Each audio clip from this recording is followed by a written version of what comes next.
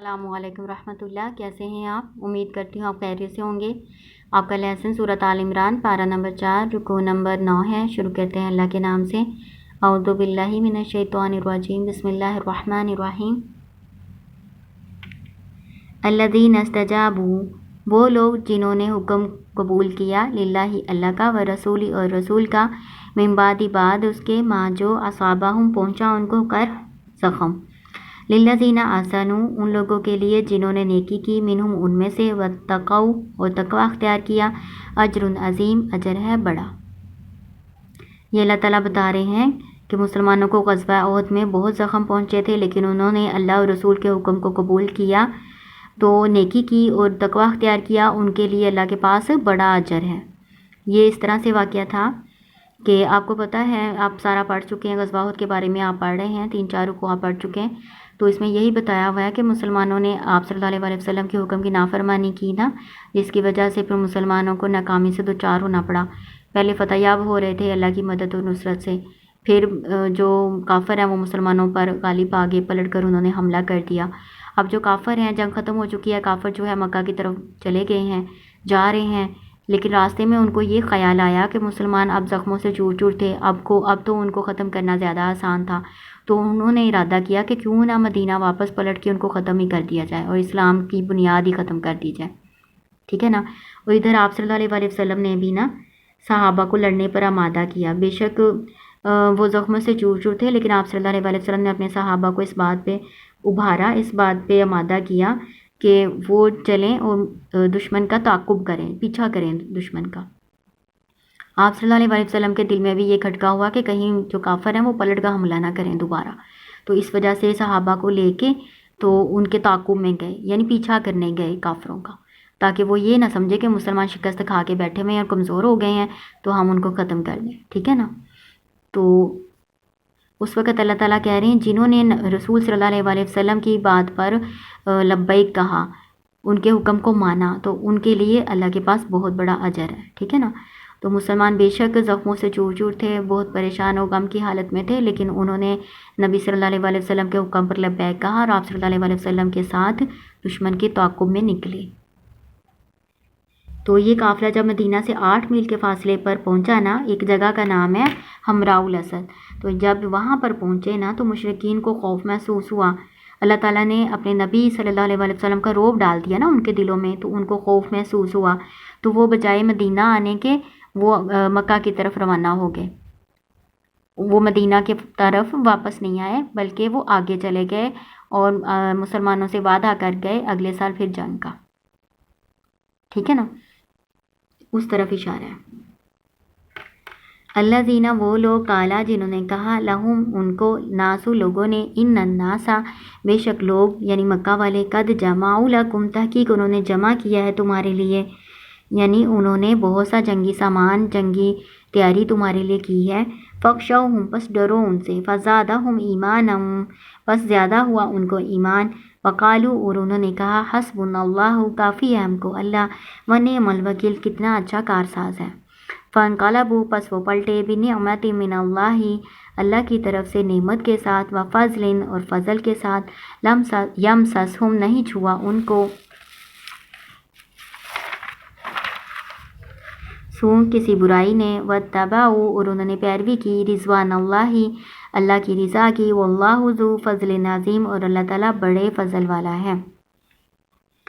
اس میں بتایا گیا ہے کہ مسلمان نبی صلی اللہ علیہ وسلم اور اللہ کے حکم پر لبیک کہتے ہوئے دشمن کے تعاقب میں نکلے، انہیں کسی قسم کی برائی کا سامنا نہیں کرنا پڑا، کوئی جنگ نہیں ہوئی ہے نا، کافر جو ہیں وہ تو اللہ تعالیٰ نے رعب ڈال دیا، وہ مکہ کی طرف واپس لوٹ گئے، ہے نا۔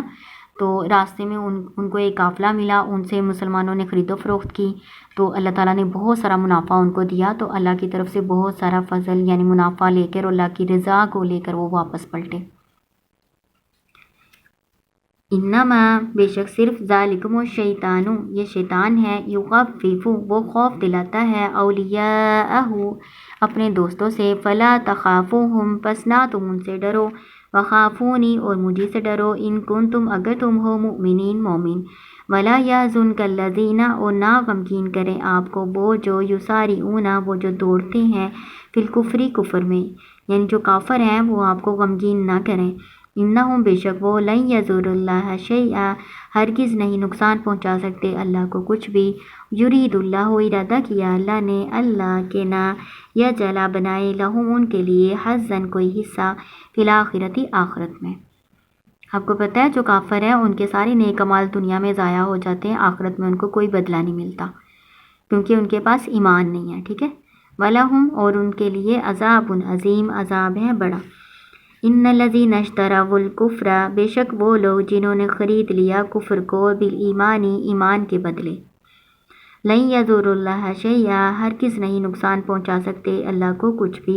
وَلَهُمْ اور ان کے لیے عذاب علیم عذاب ہے دردناک. وَلَا يَحْسَبَنَّ الَّذِينَ كَفَرُوا اور ہرگز نہ گمان کریں وہ جو کافر ہیں انما بے شک صرف نملی ہم آزمائیں گے لہم ان کو خیر لانفسہم بہتر ہے ان کے لیے. یہ جو آزمائش اللہ تعالیٰ کہہ رہے ہیں آزمائش میں ہم ان کو مبتلا کر رہے ہیں یہ ان کے لیے بہتر ہے جو ہمیں ان کو ڈھیل دے رہے ہیں نا. یہاں پہ آزمانا نہیں آئے گا، نملی کا مطلب ڈھیل دینا. اللہ تعالیٰ کہہ رہے ہیں یہ جو ہم کافروں کو ڈھیل دے رہے ہیں نا تو کافر اس کو اپنے لیے اچھا نہ سمجھیں. انما بے شک صرف نملی ہم ڈھیل دیتے ہیں لہم ان کو لیزدادوا تاکہ وہ بڑھ جائیں اسما گناہ میں. ولہم اور ان کے لیے عذاب مہین عذاب ہے ذلت کا. ما کان اللہ نہیں ہے اللہ تعالیٰ لیذر المؤمنین کہ وہ چھوڑ دے مومنوں کو علی اس پر ما انتم جس حال پر تم ہو علیہ اس پر حتیٰ یہاں تک کہ یمیز الخبیث وہ جدا کر دے ناپاک کو من الطیب پاک سے. ناپاک سے مراد یہاں پہ منافق ہے، طیب سے مراد یہاں پہ مسلمان ہے مومن ہے. وما کان اللہ اور نہیں ہے اللہ تعالیٰ لیطلعکم کہ وہ مطلع کرے تم کو علی الغیب غیب پر ولکن اللہ اور لیکن اللہ تعالیٰ یجتبی وہ چن لیتا ہے من رسولہ ہی اپنے رسولوں میں سے من یشاء جس کو وہ چاہتا ہے. فآمنوا باللہ ورسولہ بس ایمان لاؤ تم اللہ اور اس کے رسول پر.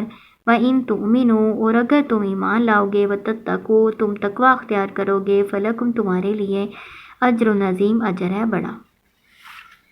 آیت ذرا لمبی تھی. اس میں اللہ تعالیٰ نے کہا ہے کہ وہ لوگ جو کافر ہیں نا وہ ہرگز نہ یہ سمجھیں. جب نون شد کے ساتھ لا آئے گا آپ نے اس کا ترجمہ کرنا ہرگز نہیں. ٹھیک ہے. لن کا بھی ہرگز نہیں ہوتا ہے اور نون شد کے ساتھ لا ہو تو پھر بھی ہرگز نہ ایسے ترجمہ کرنا ہے. ہرگز نہ کافر گمان کریں جو ہم نے ان کو ڈھیل دی ہے وہ ان کے لیے بہتر ہے. اللہ تعالیٰ کہہ رہے ہیں ہم نے ان کو اس لیے ڈھیل دی ہوئی ہے تاکہ وہ اور زیادہ گناہ کر لیں پھر ان کو اور سخت ذلت والا عذاب دیا جائے. پھر اللہ تعالیٰ کہہ رہے ہیں کہ اللہ تعالیٰ مومنوں کو اس حالت میں نہیں رہنے دے گا کہ وہ ان کو الگ نہ کرے. ان میں سے کون منافق ہیں، کون کمزور ایمان والے ہیں، کون پختہ ایمان والے ہیں. ٹھیک ہے. تو اللہ تعالیٰ نے ان کو کافروں سے منافقوں سے الگ کرنا ہے. اور آگے اللہ تعالیٰ بتا رہے ہیں کہ اللہ تعالیٰ یہ غیب کی باتیں سب کو نہیں بتاتا. اللہ تعالیٰ جس کو اپنے رسولوں میں سے چن لیتا ہے اس کو اللہ تعالیٰ بتاتا ہے. پھر اللہ تعالیٰ کہہ رہے ہیں اللہ پر اس کے سارے رسولوں پر ایمان لاؤ.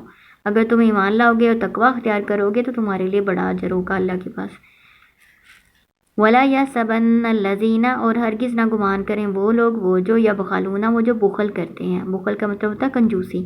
بما ساتھ اس کے جو عطاہم اللہ دیا ہے ان کو اللہ نے من فضلی اپنے فضل سے ہوا خیر اللہ وہ بہتر ہے ان کے لیے. بل ہوا بلکہ وہ شر اللہ برا ہے ان کے لیے. سیطوقون ان قریب وہ توق پہنائے جائیں گے ما بخلوا بہ ساتھ اس کے توق پہنائے جائیں گے ما بخلوا بہ جو انہوں نے بخل کیا ساتھ اس کے یوم القیامت قیامت کے روز. وللہ اور اللہ کے لیے ہے میراث السماوات والارض میراث آسمانوں اور زمین کی. واللہ بما تعملون خبیر اور اللہ تعالیٰ جو تم عمل کرتے ہو اس سے باخبر ہے. اللہ تعالیٰ کہہ رہے ہیں کہ ہرگز نہ گمان کریں وہ جو بخل کرنے والے ہیں کنجوسی کرنے والے ہیں جو اللہ تعالیٰ نے ان کو دیا ہے اس میں کنجوسی کرتے ہیں یعنی خرچ نہیں کرتے اللہ کے راستے میں یہاں تک کہ زکوٰۃ بھی ادا نہیں کرتے. تو اللہ تعالیٰ کہہ رہے ہیں وہ ان کے لیے بہتر نہیں ہے بلکہ وہ ان کے لیے برا ہے. جو انہوں نے اکٹھا کر کے رکھا ہوا ہے نا ان کے لیے برا ہے. کیوں بھلا؟ اللہ تعالیٰ کہتے ہیں ان قریب وہ جو انہوں نے بخل کیا ہے نا اللہ کے راستے میں خرچ نہیں کیا زکوٰۃ بھی ادا نہیں کی تو وہ مال جو ہے نا اللہ تعالیٰ کہہ رہے ہیں گنجے سانپ کی صورت میں ہم ان کو توق پہنائیں گے. اللہ تعالیٰ ان کے گلوں میں نا توق کی طرح ایک گنجا سانپ مسلط کر دیں گے جو ان کو ڈستا رہے گا اور کہتا رہے گا کہ میں تمہارا وہ مال ہوں جو تم جمع کر کے رکھتے تھے، ٹھیک ہے نا. تو یہ وہ والا مال ہوگا جس کی زکوٰۃ ادا نہیں کی جاتی. کنجوسی بخل کرنے سے اللہ تعالیٰ نے منع کیا. اللہ کے راستے میں بھی خرچ کرنا چاہیے، اپنے اوپر بھی خرچ کرنا چاہیے. اللہ تعالیٰ خوش ہوتے ہیں اپنی نعمت کا اثر کسی بندے کے اوپر دیکھ کر. تو اللہ نے دیا ہوا ہے تو اچھا لباس پہنیں، اچھا کھانا کھائیں، اللہ کے راستے میں خرچ بھی کریں. تو یہ آپ کا رکوع یہاں پہ مکمل ہو گیا. یہ آسان سا رکوع تھا، بس آپ نے یہ شروع میں ایک چیز ہے جو آپ نے سمجھنی ہے نا، یہ آپ نے بس ذہن میں رکھنا ہے کہ اللہ رسول کے کس حکم پر مسلمانوں نے لبیک کہا تھا، ٹھیک ہے. یہ اہم بات ہے اس میں سے. السلام علیکم ورحمۃ اللہ.